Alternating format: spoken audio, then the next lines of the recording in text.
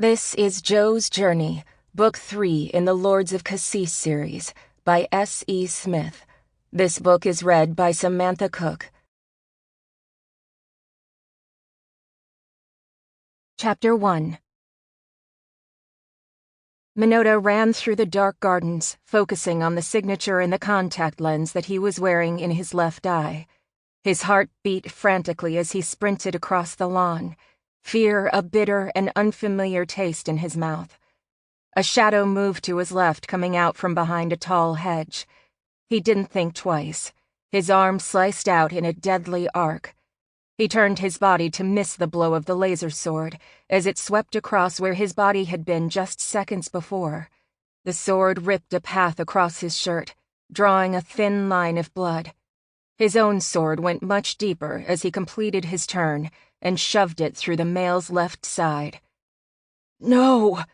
he roared out as the lens in his eye dissolved, cutting his connection to the signature he had been tracking. "Joe," he whispered in anguish. Minota jerked awake, breathing heavily as the last of the dream released him from its brutal grip. He sat up in the middle of his bed, drawing in deep breaths to calm his racing heart. Running his hands through his short, sweat-dampened hair, he cursed when he noticed that they were shaking as he dropped them in his lap. "That damn female is going to be the death of me," he muttered under his breath. He threw the tangled black silk covers to the side and slid out of the huge bed, walking over to the balcony doors of his room. Motioning for them to open, Minota stepped out into the chilly early morning air. The stars still glittered in the sky. The second moon was low on the horizon, telling him that dawn would soon be upon them. The first moon had already set on the far side of the planet.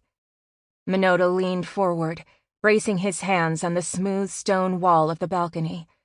His eyes moved over the large center garden separating the 4 royal houses of Kassis. There was no evidence of the battle that had raged through the houses and gardens less than a week before, at least none visible to the eye. The battle raging inside him was a totally different story.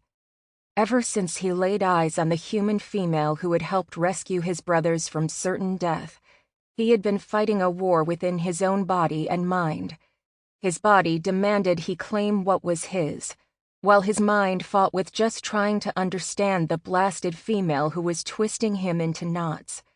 The feelings of uncertainty and overwhelming desire were strange to him.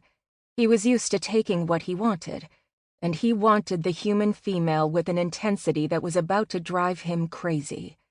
He had never failed in battle, never been denied, but this female continued to turn away from him with a stubbornness that defied anything he had ever met before.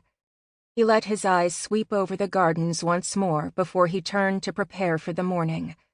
He tensed as he sensed something was out of the normal. His eyes scanned again, narrowing as he picked up a slight movement in the still darkness.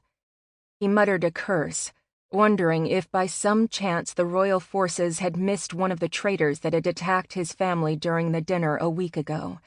Surely there was no way anyone could have remained undetected for so long. Unless... "I'll kill the bastard," Minota silently swore, as he returned to his room and grabbed the sheath containing the sharp blade he kept next to the bed. Giovanna must not have been the only traitor Ty-Tek had hidden among the houses. Dark rage fired in his gut as he returned to the balcony. The figure was moving stealthily closer to the east house. Minota ruled the second of Kassis with an iron fist.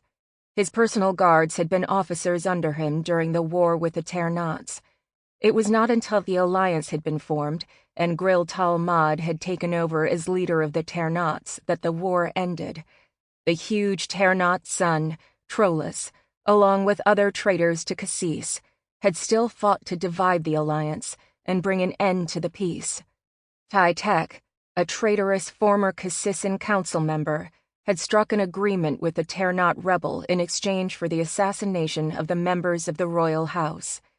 Strauss had captured the shuttle returning his older brother Torak, his younger brother Jazan, Sample complete. Ready to continue?